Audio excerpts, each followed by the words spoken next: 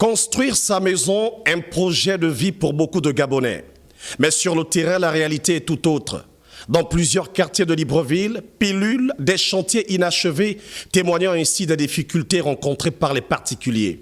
Dans les quincailleries de la capitale, les prix ont connu une hausse significative. Depuis un certain temps, la majorité des clients qu'on reçoit ici se plaignent que les matériaux de construction coûtent cher, notamment le fer, le bois, le ciment, les toolbags. Mais ce n'est pas de notre faute, c'est l'État qui a homologué les prix. Par exemple, le prix du fer ou le ciment ou les toolbags, ça a été homologué par l'État. Donc ce sont ces prix-là qu'on applique. Bon, c'est dû aussi à l'avènement du corona, parce que quand le corona est arrivé, il y a eu une flambée complètement des prix. Les prix ont augmenté, et après ça a eu du mal à rebaisser après le corona. Même constat du côté des constructeurs et des particuliers. Beaucoup affirment avoir suspendu leurs travaux, faute de moyens. À l'époque, la brique coûtait 100 francs. C'est comme le sac de ciment aussi. On avait dit que le sac devait coûter 4 900, mais toujours à 5 000.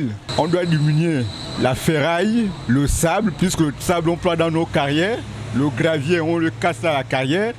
Maintenant, tout ce qu'on vend pour les planches, c'est le bois du Gabon, donc ceux qui ont des scieries doivent diminuer les prix. Résultat, des projets retardés, des maisons abandonnées et un secteur du bâtiment sous pression. Pour les populations, la question du logement devient donc une équation difficile à résoudre dans un contexte général marqué par la vie chère.